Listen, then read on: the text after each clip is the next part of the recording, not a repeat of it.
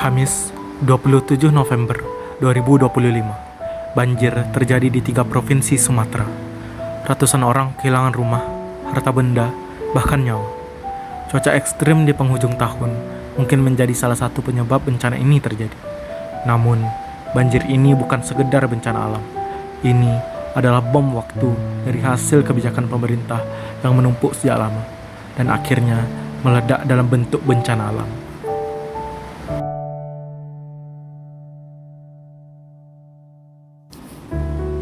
Jika banjir ini bukan sekedar peristiwa alam, maka pertanyaan pentingnya adalah apa yang berubah di Sumatera?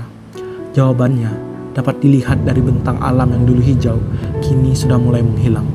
Dalam 2 dekade terakhir, Sumatera kehilangan jutaan hektar hutan. Hutan yang seharusnya menahan air, kini digantikan oleh tambang, perkebunan, dan lahan terbuka. Hutan yang berfungsi sebagai penahan dan penyimpan air hujan digantikan oleh lahan terbuka yang rapuh.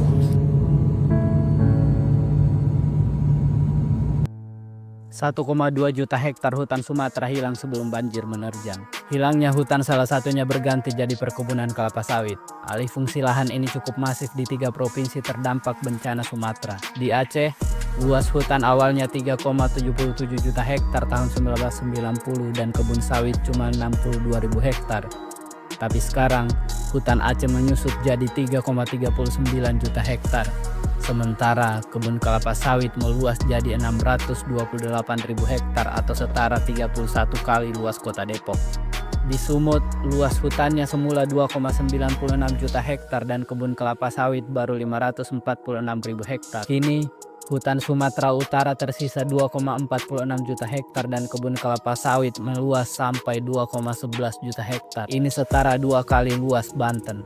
Kalau di Sumbar, tahun 1990 luas hutannya 2,75 juta hektar, sekarang sisa 2,4 juta. Sedangkan kebun kelapa sawitnya bertambah luas dari 42.000 jadi 569.000 hektar. Luasnya setara Pulau Bali.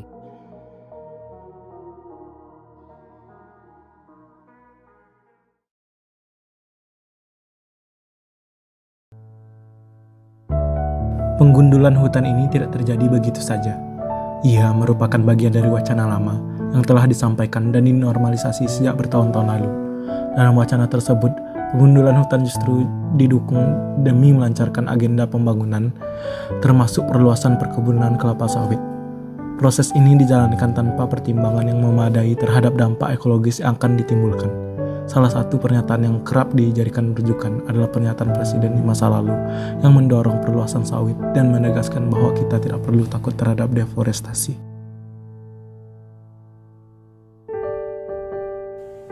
Saya kira ke depan kita juga harus tambah tanam kelapa sawit.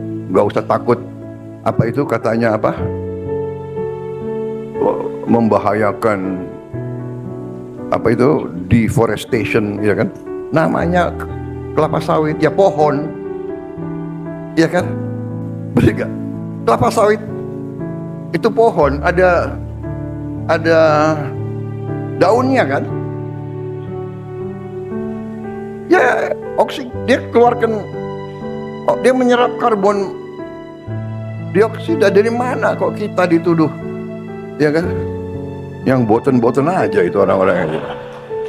Jadi kita baik-baik aja, kita tidak, bahkan mereka bingung waktu mereka mau apa tuh ngomong-ngomong mau batasi, kita nggak boleh apa, Eropa kan mau batasi, sekarang bingung sendiri. Saya bilang, oh terima kasih, kita nggak jual ke Anda, terima kasih, saya bilang.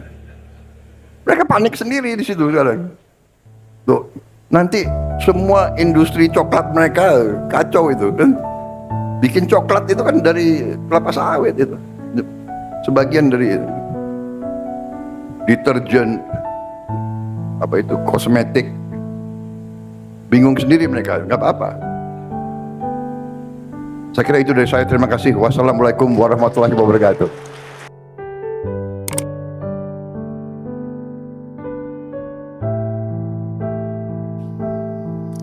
Banjir di Sumatera bukan sekedar bencana alam.